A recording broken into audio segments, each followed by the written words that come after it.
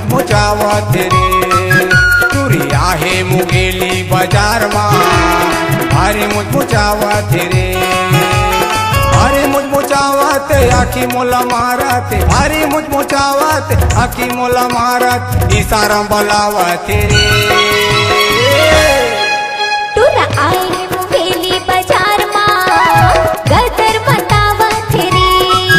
तुरा आहे मुगेली बाजार मा गदर बतावत रे। भारी मुचमुचावत आखी मोला मारत, भारी मुचमुचावत आखी मोला मारत, इशारा बोलावत रे।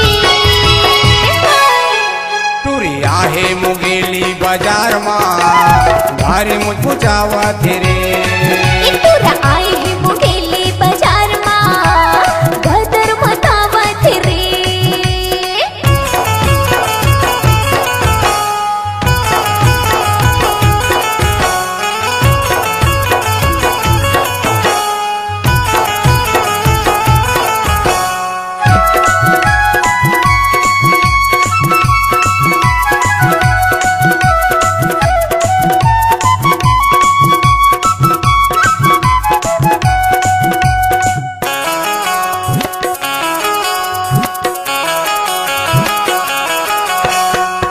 लगे चुन लगे लगे सब सुपारी, माँ कसम के नंबर के टूरी है घाटे, माँ कसम के नंबर के टूरी है घाटे।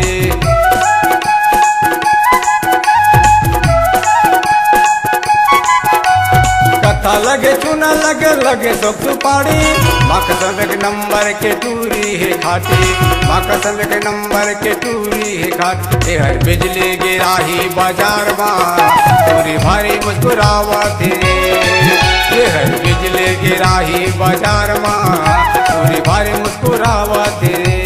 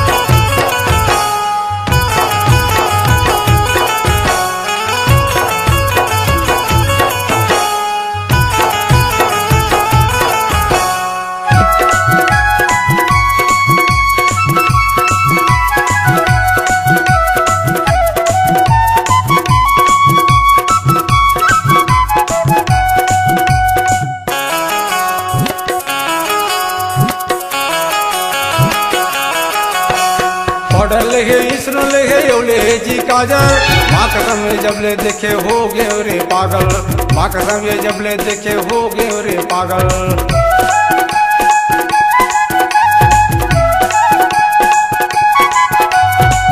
लेके पाउडर लेके ओले जी काजल, माँ कसम जबले देखे हो गए मैं पागल, माँ कसम जबले देखे हो गए रे पागल। देकर सपना सता थे अधरात्मा पूरी भारी मुचमुचावत रे।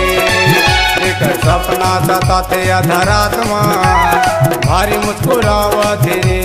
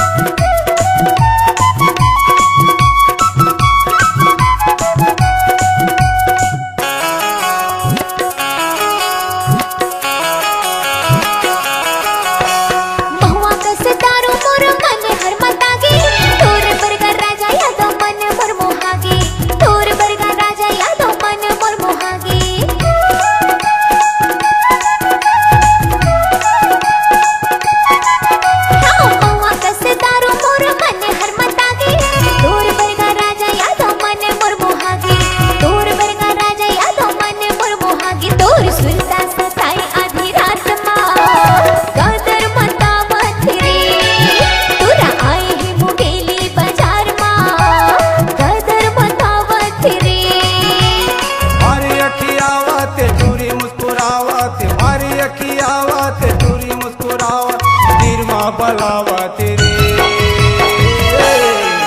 तुरी आहे मुंगेली बाजार मा भारी मुस्कुरावती रे ये तुरा आए है मुंगेली बाजार मा गदर बतावत रे तुरी आहे मुंगेली बाजार मा भारी मुस्कुरावती रे ये तुरा आए है मुंगेली बाजार मा गदर बतावत रे।